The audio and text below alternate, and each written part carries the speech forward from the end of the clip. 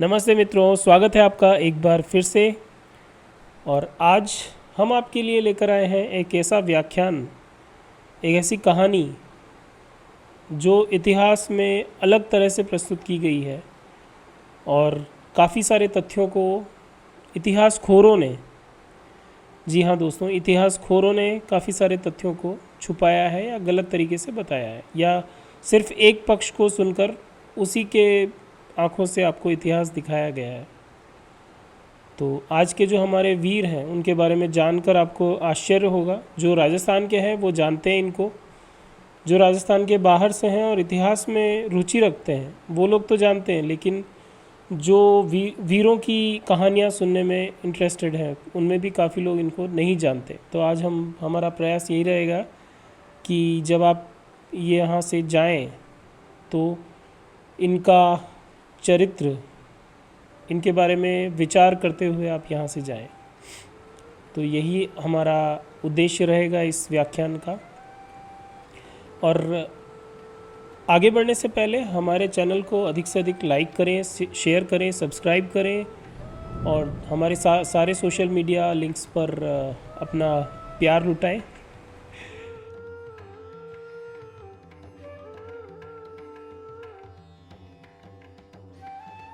आज के व्याख्यान में है ये, और हमारे भारत का इतिहास, मध्यकालीन इतिहास या जो मुग़लकालीन इतिहास है वो ज़्यादातर इनके द्वारा लिखे हुए पुस्तकों में से ही हमें बताया जाता है। और इन्होंने आज के हमारे वीर के बारे में जो कहा था वो ये था कि इन्होंने सीधा उन पर इल्ज़ाम लगाया था कि इन्हीं की वजह से, या इन्हीं वीर ने इन्हीं वीर ने इनको भारत में पत्र लिखकर बुलाया था। किसके अगेंस्ट? दूसरे मुस्लिम राजा के अगेंस्ट। और कौन थे वे? तो वे थे ये, और इनकी कहानी आज हम आपको बताएंगे। हाँ, अंत तक हमारे साथ बने रहिए ये जानने के लिए कि ये कौन है। फ़ोटो देखकर काफ़ी लोग पहचान गए होंगे कि आज की कहानी किसकी है। तो हम ऐतिहासिक तथ्य भी आपके सामने प्रस्तुत करेंगे और उसके लिए पुस्तक होगी ये, उदयपुर राज्य का इतिहास, रिटन बाय महामहोपाध्याय गौरी शंकर हीराचंद ओझा जी। और ये जो ओझा जी थे, ये इनका इतिहास काफ़ी हद तक प्रामाणिक माना जाता है, क्योंकि इन्होंने कर्नल टॉड और उस समय के जो भी बड़े इतिहासकार हुए उन सब का संकलन करके, और इनने मेवाड़ की जो मैन्युस्क्रिप्ट्स हैं उनका संकलन का कार्यभार भी इन्हीं के ऊपर था। और इन्होंने इसके पुस्तक के प्रारंभ में लिखा भी है कि इन्होंने काफ़ी वर्षों तक इंतज़ार किया कि कोई उचित इतिहासकार इनके पास आए और उस पर पुस्तक लिखे, बट कोई नहीं पहुंचा। तो फिर इन्होंने खुद ये भागीरथ प्रयत्न किया और काफ़ी सारा मेवाड़ का प्रमुख इतिहास इन्होंने लिखा है। तो इसीलिए हम इन पे विश्वास कर सकते हैं। तो आगे बढ़ते हैं। आगे की कहानी है ये, और प्रथम भाग जो है आगे की कहानी का वो भाइयों का विवाद है। हर घर में भाइयों का विवाद होता है, लेकिन भाइयों का विवाद उस स्तर तक पहुंच जाना जहां पर एक भाई दूसरे को मारने को आतुर हो जाए, ये कुछ वैसी ही दर्द भरी दास्तान है, ये कुछ वैसी ही कहानी है। यहाँ पे ये कहानी है हमारे इस नायक की, जिसके 3 भाई थे। वैसे तो महाराणा रायमल के काफ़ी सारे पुत्र थे, उनमें ये 3 प्रमुख थे। और इनमें कुंवर पृथ्वीराज जो थे वो उस समय मेवाड़ के युवराज थे। कुंवर पृथ्वीराज, उनसे छोटे थे जयमल, और उनके बाद थे हमारे जो आज के नायक हैं वो। तो एक बार की बात है, ये तीनों ये निर्णय करने के लिए कि हम तीनों में से अगला महाराणा कौन बनेगा, ये निर्णय करने के लिए ये ज्योतिष के पास गए। और ज्योतिष के पास अपनी कुंडली लेके जब ये लोग गए तो वहाँ ज्योतिष ने कुंडली देखी इनकी, और तीनों में से ये स्पष्ट कहा कि आप सबकी कुंडलियाँ अच्छी है, तीनों की अच्छी कुंडलियाँ हैं, लेकिन अगले महाराणा तो हमारे जो नायक हैं वही होंगे। तो जब ये पृथ्वीराज जी ने सुना और जयमल जी ने सुना तो क्रोध को, वो अपने क्रोध को नहीं रोक पाए और वहीं पर तलवार निकाल कर हमारे जो वीर हैं इन पर आक्रमण किया। और और जो वीर हैं, चलिए एक नाम देते हैं इन्हें, और एक हिंट आप लोगों को देता हूँ। हमारे जो वीर हैं इन्हें खंडित योद्धा भी कहा जाता है, और ये नाम उन्हें कर्नल टॉड ने दिया था। अब ये जो खंडित योद्धा हैं, इनका इनका जो सबसे पहली चोट जो इनके शरीर पर लगी थी वो इसी कहानी के दौरान लगी थी, जब दोनों भाइयों ने उन पर हमला किया। तो उसी समय वहाँ पर महाराणा रायमल के जो चाचा थे सारंगदेव जी, हाँ ये भी एक तथ्य है जो इस पुस्तक में लिखा हुआ है, और कई यूट्यूब चैनल्स पर भी मैंने देखा है कि लोग बड़े आराम से कह देते हैं उनका नाम सूरजमल था या कुछ और नाम बता देते हैं। उनका नाम सारंगदेव था, और उनका सही नाम आपको यहाँ पे पुस्तक में, इस पुस्तक में मिल जाएगा। और कई सारी घटनाएं जो कपोल कल्पित हैं वो भी यहाँ पे आपको, उनका खंडन भी यहाँ पे इस पुस्तक में मिल जाएगा। तो इसीलिए आपको ऐसी पुस्तकें पढ़नी चाहिए जो अलग अलग रेफरेंस लेते हैं और फाइनल में अपना जो उनका थॉट है वो वहाँ पे देते हैं, आपके ऊपर थोपते नहीं वो भी। That we have to decide the final, that what we are going to believe on. तो वही हुआ। और जो सारंगदेव थे उन्होंने हमारे नायक की रक्षा की, लेकिन फिर भी नायक तलवार की जो मूठ होती है, जो तलवार के खड़ग या तलवार को पकड़ने का जो हत्था होता है, वो हत्थे के पिछले भाग से हमारे नायक की आँख में पिछला भाग टच हुआ या उससे उनको चोट लगी। बाद में महलों में ले जाने के बाद उनका काफ़ी इलाज कराया गया, लेकिन कुछ काम ना आया, और हमारे जो वीर हैं इनकी एक आँख जाती रही। इसके बाद ये होता है कि जो सारंगदेव हैं, जो महाराणा रायमल के चाचा हैं, ये इनको बोलते हैं तीनों बच्चों को कि आप चाहें और आप जानना ही चाहें कि कौन अगला महाराणा होगा, तो ज्योतिष की बातों में न जाएं, बल्कि आप जो भीमल गांव है वहाँ की जो देवी हैं, उनकी पुजारिन हैं, उनसे आप जाकर मशवरा करें। वो आपको ज़रूर सही बताएंगे कि कौन अगला महाराणा होगा। तो ये तीनों भाई अब की बार सतर्क होते हुए, सारंगदेव खुद भी साथ में जाते हैं, और ये तीनों देवी माँ के चरणों में जाते हैं, और वहाँ पे जो उनकी पुजारिन होती है वो इन्हें बताती है कि अगले महाराणा तो जो हमारे नायक हैं वही होंगे, और पृथ्वीराज और जयमल इनको इनके ही आपस के लोग मरवा देंगे। ये सुनकर पृथ्वीराज और जयमल को वहीं क्रोध आया, और उन्होंने फिर से हमारे जो कुंवर हैं, नायक हैं, इन्हें मारने का प्रयत्न किया वहीं पर, और एक लड़ाई हो गई वहाँ पे। और वहाँ से जो सारंगदेव थे, इनके साथ जो राजपूत थे, उन लोगों ने हमारे नायक को वहाँ से बचाया और वहाँ से निकाला। अब वहाँ से निकालने के समय पर सारंगदेव जी ने अपना घोड़ा इन्हें दिया, और ये वहाँ से निकल कर भागे, और ये जैसा पुस्तक में लिखा है सेवंतरी गांव में पहुँचे जहाँ राठौड़ बीदा। अब देखिए राजपूत कितने क्षात्र धर्म को निभाने वाले थे। अगेन, धर्म जो होता है वो हर एक वर्ण का अपना एक धर्म होता है। अगर आप भागवत गीता पढ़ेंगे तो उसमें भी ऐसा ही है। तो धर्म, क्षात्र धर्म क्या कहता है? क्षात्र धर्म कहता है कि युद्ध में अगर शत्रु कोई अस्त्र नहीं है तो आप उस पर वार नहीं करेंगे, और युद्ध में अगर आपकी जीत हुई है और शत्रु को आपको उसको मारना नहीं है जब तक कि उसके अलावा कोई और चारा न बचे। ठीक है, तो भीषण से भीषण शत्रु को भी मारने की बजाय अभय दान देने का क्षात्र धर्म में वर्णन है।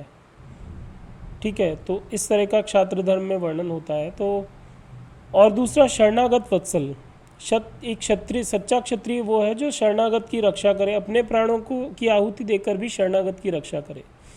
अब ये जब सेवंतरी गांव में पहुँचे हमारे नायक सारंग देव जी का घोड़ा लेकर, तो सेवंतरी गांव में जो राठौड़ बीदा थे वे वहाँ पे आए हुए थे और उनकी शरण में गए हमारे नायक। तो पीछे से जयमल जो थे इनके भाई, वो आते हैं अपने साथ अपने राजपूतों को लेकर, और मतलब ये इनके सर पे खून सवार है। जयमल और इन सब के सर पे, पृथ्वीराज और जयमल के आदमियों के सर पे खून सवार है, किसी भी तरह से हमारे वीर को मारना है। तो वहाँ पर ये वीर वीदा जो है ये हमारी नायक की रक्षा करते हैं, और उनको, क्योंकि ये सबसे छोटे भाई हैं तो इनकी रक्षा करते हैं। और वीर वीदा और अपने जयमल इनको वीर वीदा को आके कहते हैं कि आप हमारे घरेलू मामलों में न पड़े और हमको आप ये नायक को हमको सौंप दें। तो वीर वीदा क्षात्र धर्म को याद करते हुए कहते हैं कि अब आपको यदि नायक को पाना है तो आपको हमारी लाश के ऊपर से जाना पड़ेगा। और वहीं पे एक लड़ाई होती है जिसमें वीर वीदा अपनी खुद का जो घोड़ा होता है वो इन्हें दे देते हैं नायक को, और उनको गोड़वाड़ की तरफ रवाना कर देते हैं। अब इससे आगे की कहानी जो है वो और ज़्यादा इंटरेस्टिंग हो जाती है, क्योंकि और इधर पीछे से क्या होता है कि जब महाराणा रायमल को पता चलता है ये सारा वृतांत कि किस तरह से उनके रहते हुए उनके ही पुत्रों ने आपस में लड़ाई करी सिर्फ ये जानने के लिए कि अगले महाराणा कौन होंगे, तो उन्हें काफ़ी क्रोध आया और उन्होंने पृथ्वीराज को खूब खरी खोटी सुनाई। इसके बाद पृथ्वीराज, हाँ, तो हम थे कि जहाँ पर पृथ्वीराज के बारे में जब महाराणा रायमल को पता चला तो उन्होंने पृथ्वीराज और जयमल दोनों को अपने पास बुलाकर काफ़ी खरी खोटी सुनाई, और इस तरह से ज्योतिष द्वारा अगले महाराणा का पता लगाने की बात को उन्होंने अपना स्वयं का अपमान माना, और उन्होंने दोनों को लज्जित किया, पृथ्वीराज और, जो कि उस समय स्वयं युवराज थे, तो दोनों को लज्जित किया। और इसके बाद की कहानी में पृथ्वीराज कुंभलगढ़ चले जाते हैं।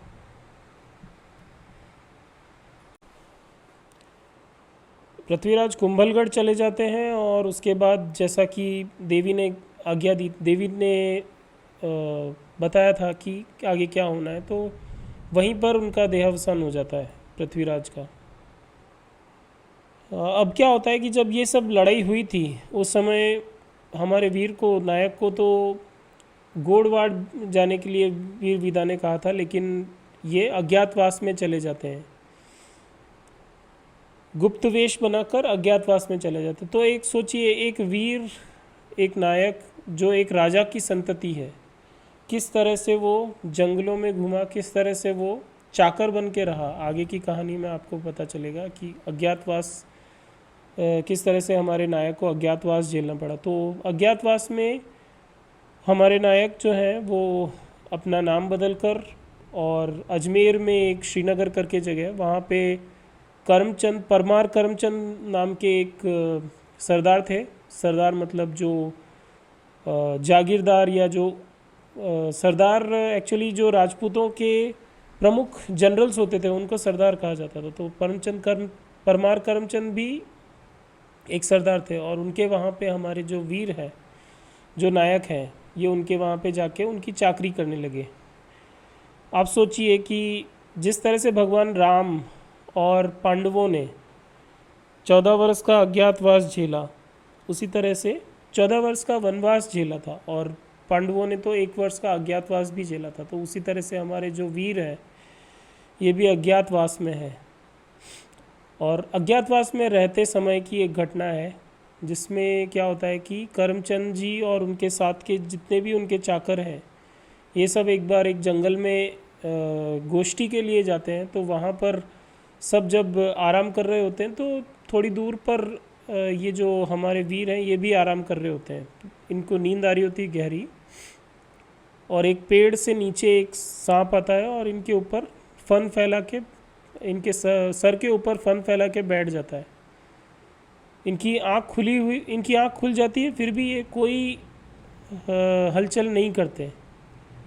और दूसरे जो राजपूत हैं, जब वो ये सब देखते हैं तो याद कीजिए किस तरह से कर्ण का एपिसोड हुआ था, जिसमें कि परशुराम जी ने कर्ण को जब बिच्छू ने काटा था तो भी कर्ण ने कोई एक्ट नहीं किया था, कोई रेस्पॉन्ड नहीं किया था। तो यही चीज़ यहाँ पे भी हो रही है, बट यहाँ पे वो सांप इनको काट नहीं रहा है, वहाँ यहाँ पे सांप इनके ऊपर छतरी मतलब फन फैला के इनके सर के पास बैठा हुआ है। तो ये चीज़ जब दूसरे राजपूतों ने देखी और उन्होंने जाके करमचंद को बताया, तो करमचंद ने भी आके जब ये दृश्य देखा तो करमचंद ने कहा कि आप साधारण चाकर नहीं हैं, आप कौन हैं, अपना वृत्तांत सुनाइए और हमें बताइए कि आप कहाँ से आए हैं, कौन है, आपका असली परिचय दीजिए। तो अब जो हमारे नायक हैं, इन्होंने अपना असली परिचय दिया, जो अगला जो अध्याय है उसमें हम आपको बताएंगे। अब इनका असली परिचय हम आपको बताते हैं। तो इनका जन्म, हाँ जी हाँ, इतनी देर से मैं जिनकी बात कर रहा था वे इतिहास पुरुष हैं, कोई और नहीं, हिंदुआ सूरज महाराणा संग्राम सिंह जी। और महाराणा, जिन्हें मेवाड़ के लोग महाराणा सांगा के नाम से अधिक जानते हैं। तो मैं डेट्स में नहीं जाऊंगा, क्योंकि डेट्स आप स्क्रीन पे देख सकते हैं, डेट्स क्या हैं। और इनके पिता का नाम महाराणा रायमल था, जो अभी हमने पिछली स्लाइड्स में देखा था। तो जब दोनों बड़े भाइयों का वध हो जाता है अलग अलग कारणों से, वो अलग कथाएं हैं और वो कभी और कवर करेंगे। तो जब दोनों भाइयों का वध हो गया तो उनके बाद महाराणा संग्राम सिंह जी अज्ञातवास से करमचंद जी उनको लेकर आते हैं महाराणा रायमल के पास। और तब तक, हाँ, इससे पहले कि आप ये सोचें कि हमारे जो संग्राम सिंह जी इन्हीं ने भाइयों को मरवाया होगा, तो ऐसा कुछ नहीं है, ठीक है। बल्कि उल्टा ये हुआ था कि जब ये अज्ञातवास में चले गए थे तो उसी दौरान महाराणा रायमल ने इनके कई सारे पुत्र थे, तो उनमें से एक पुत्र संग्राम सिंह जी से छोटे जो पुत्र थे जैसा, उनको युवराज घोषित कर दिया था। और जब ये सारी घटनाएं हुई, उसके बाद जब अज्ञातवास से राणा सांगा वापस लौटे, महाराणा सांगा जब वापस आते हैं तो रायमल को बहुत प्रसन्नता होती है और वे अपने पुत्र को युवराज घोषित करते हैं। तो जैसा कि आप देख पा रहे हैं स्क्रीन पे, उनका जन्म विक्रम संवत 1539 वैशाख वदी 9 इसमें हुआ था और ईस्वी सन 1482 12 अप्रैल 1482 को हुआ था। और राज्याभिषेक की जो तिथि है वो 1566 है, ज्येष्ठ सुदी 5 1566, और 1509 24 मई 1509 का इनका राज्याभिषेक हुआ था, जब ये मेवाड़ के महाराणा बने थे। और जब रायमल के पास संग्राम सिंह को लेकर वापस आए थे करमचंद परमार, तो महाराणा इतने प्रसन्न हुए थे कि महाराणा ने कई बड़ी बड़ी जागीरें करमचंद परमार को नजराना की। और इनके अब मैं आपको बताता हूँ इनके समकालीन कौन थे। तो महाराणा संग्राम सिंह के समकालीन थे दिल्ली के सुल्तान था, दिल्ली में उस समय लोधी वंश का शासन था और सुल्तान सिकंदर लोधी उस समय दिल्ली का शासक था। गुजरात में महमूद शाह बेगड़ा और मालवे में नासिर शाह खिलजी। अच्छा, एक और चीज़ है, नासिर शाह खिलजी राज्य करता था मालवे में। मालवा आज के टाइम में एमपी में आता है, एमपी और दक्षिणी राजस्थान का कुछ हिस्सा है जो चित्तौड़ से लगा हुआ है। तो वो इलाका पूरा मालवा कहलाता था और वहाँ पे नासिर शाह खिलजी राज्य करता था। अब जो फैक्ट्स हैं या जो गपोड़ी कल्पनाएं आपको दूसरे यूट्यूब चैनल्स पे मिलती है, उसमें लोग कहते हैं कि खिलजी से भी संग्राम सिंह जी लड़े थे। और वो खिलजी में किसका फ़ोटो दिखाते हैं, वो खिलजी में बताते हैं अपने रणवीर सिंह का, यानी कि जो पद्मिनी के ऑपोजिट रानी पद्मिनी के समय में जो खिलजी था, अलाउद्दीन खिलजी, उसका फ़ोटो या उसके वीडियोस वहाँ पे चला देते हैं। तो इंटेंशन वही होता है कि कैसे अलाउद्दीन खिलजी को संग्राम सिंह ने हराया था, जबकि ऐसा नहीं है। संग्राम सिंह जी ने मालवे वाले नासिर शाह खिलजी को हराया था, न कि अलाउद्दीन खिलजी को। तो ये एक तथ्य है जो करेक्शन की जहाँ पे आवश्यकता है। तो ये हुआ। इसके बाद आता है कि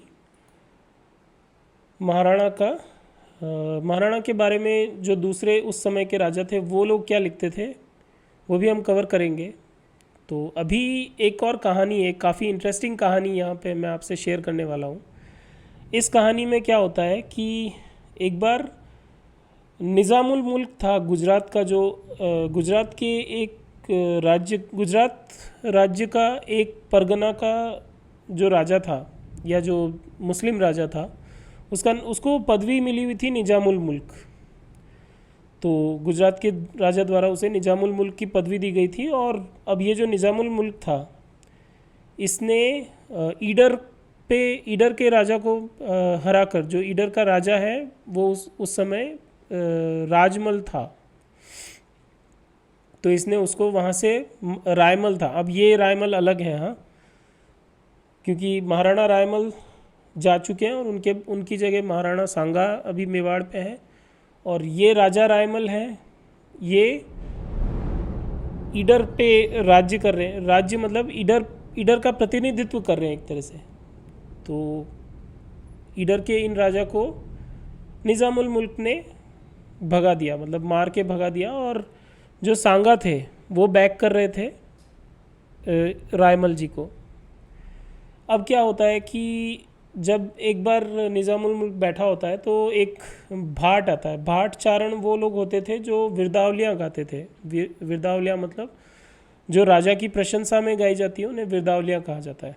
तो एक भाट इनके शरण, मतलब इनके कोर्ट में आया, निज़ामुल मुल्क की कोर्ट में, और वहाँ पे आकर वो इनको महाराणा सांगा की विरदावली सुनाता है कि वो कितने वीर हैं, उनके एक छत्र के नीचे कितने राजपूत हैं। उस तरह से वो एक अच्छा उनका एलेब्रेशन देता है। वो सुनकर निज़ामुल मुल्क उसको बहुत क्रोधित हो जाता है। और क्रोधित होके वो कहता है कि जैसा आप पढ़ पा रहे हैं, कुत्ता किस प्रकार, ये देख वो एक कुत्ते की तरफ, जो दरबार के बाहर एक कुत्ता बैठा है उसकी तरफ इशारा करके बोलता है कि कुत्ता किस प्रकार रायमल की रक्षा करता है, मैं यहाँ बैठा हूँ, वह क्यों नहीं आता। फिर दरवाजे पर बैठे हुए कुत्ते की तरफ उंगली करके कहा कि अगर राणा नहीं आया तो इस कुत्ते जैसा ही होगा। मतलब कहता है कि अगर राणा रायमल को बचाने के लिए नहीं आया तो ये जो कुत्ता बैठा है इसके जैसा राणा होगा। अब भाट ने ये उत्तर भाट ने जाके राणा सांगा को सुनाया। और राणा सांगा वैसे भी ईडर पे, क्योंकि रायमल को जब हटा दिया गया था तो राणा सांगा ईडर पे कुछ करने ही वाले थे। तो जब ये उस भाट ने जब ये सुनाया राणा सांगा को, तो राणा सांगा भी आ गए और सिरोही की तरफ से उन्होंने, वागड़ होते हुए सिरोही की तरफ से इस पर अब जो सिरोही का राजा था उस समय पे उदय सिंह, वो भी महाराणा के साथ हो गया। और लगभग 40,000 सवार की फ़ौज लेकर महाराणा सांगा निज़ामुल मुल्क पे चढ़ाई करने पहुंच गए। अब हुआ ये कि पीछे से ईडर में केवल, मतलब ईडर में निज़ामुल मुल्क के पास सिर्फ 5,000 की फ़ौज थी। तो वो कहते हैं ना कि आपके अंदर सामर्थ्य नहीं हो तो आपको बड़ों को इस तरह से चुनौती नहीं देनी चाहिए। तो यहाँ पे भी वही हुआ कि जब कहते टाइम तो कह दिया कि हाँ कुत्ता होगा और ये होगा वो होगा, तो अल्टीमेटली जब सामने आए तो यही भाई साहब अपना पजामा उठा के वहाँ से भागे। अब जब भाग रहे थे, क्योंकि महाराणा ने ईडर की गद्दी पर, और युद्ध के बाद ईडर की गद्दी पर महाराणा ने रायमल को बिठाया और अहमदनगर को जाकर घेर लिया। अब ये जब भाग रहा था तो महाराणा की सेना में वो भाट भी वापस आया था। तो उस भाट ने निज़ामुल मुल्क को जाके पकड़ा और इनको बताया कि देख, तू कह रहा था ना कुत्ता है वो, तो अब बता। तो इस तरह से ये एक काफ़ी रोचक घटना वहाँ पे हुई थी। और हाँ, इसमें इसमें एक बलिदान भी हुआ था, और काफ़ी मतलब रोंगटे कर देने वाला बलिदान था। तो जो कान्हदेव थे, डूंगर सिंह वागड़ के जो डूंगर सिंह थे, उनके पुत्र थे कान्हदेव। तो डूंगर सिंह जी ने इस युद्ध में भाग लिया था महाराणा सांगा की तरफ से। तो जब ये लोग ईडर पहुँचे थे, तो ईडर के जो गेट थे वो बंद थे। पोल, हमारे यहाँ पोल कहा जाता है मेवाड़ में, तो पोल जो थी ईडर की वो बंद थी। और पोलों में उस समय, पोल में, गेट्स में जो अपने जेवेलियंस होते हैं, यानी कि भाले की जो आगे की संगीन होती है, वो दरवाज़ों में फिट की जाती थी। आगे की तरफ एक फसाड रहता था जिसमें पूरा आपका संगीनें होती थी, इसकी भाले की संगीनें लगी रहती थी, ताकि कोई भी अगर उस पर हमला करे तो खोल नहीं पाए उसको, शत्रु लोग उसको खोल नहीं पाए। तो अब कान्हदेव जो थे, कान्हदेव जो वीर थे, इतने वीर थे, सोचिए अपने स्वामी के लिए हंसते हंसते इतना बड़ा बलिदान दे देना। इन्होंने अपने प्राणों की परवाह नहीं की। और जब महाराणा सांगा के जब हाथी अंदर घुसने लगे, और जब उनके हाथियों से भी दरवाजे नहीं खुले वो संगीनों के कारण, तो ये जो वीर थे, इन्होंने स्वयं को खड़ा कर दिया उन संगीनों के आगे, और फिर हाथी के महावत को कहा कि आप मुझ पे अटैक, मतलब हाथी से मुझ पे प्रहार करवाइए, मोहर करवाइए। तो जब हाथी ने उनके ऊपर मोहर करी, तो उससे उनका पूरा शरीर छिन्न भिन्न हो गया, और वो वहीं पर दरवाजे में फंसे हुए ही वीर गति को प्राप्त हुए। और इससे हुआ ये कि जो युद्ध था उसमें महाराणा की सेना को जो परकोटा था उसमें जाने का रास्ता मिल गया। तो देखा मित्रों, इस तरह के होते थे राजपूत हमारे।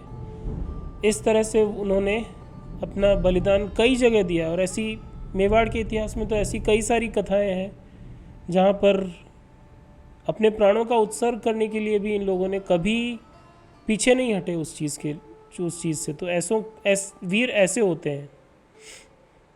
ठीक है, तो हम उन्हें भी नमन करते हैं और आगे बढ़ते हैं। तो इस तरह से जब ये युद्ध हुआ था, और इस युद्ध के बाद मुस्लिम शासकों में महाराणा सांगा का इतना भय बैठ गया था कि किसी की भी हिम्मत नहीं थी उस समय महाराणा से लोहा लेने की। तो हाँ, इस तरह से महाराणा ने अपने अपमान का बदला भी लिया, और निज़ामुल मुल्क का घमंड भी चूर्ण चूर्ण कर दिया, और रायमल को फिर से ईडर की गद्दी देकर चित्तौड़ की ओर चले गए।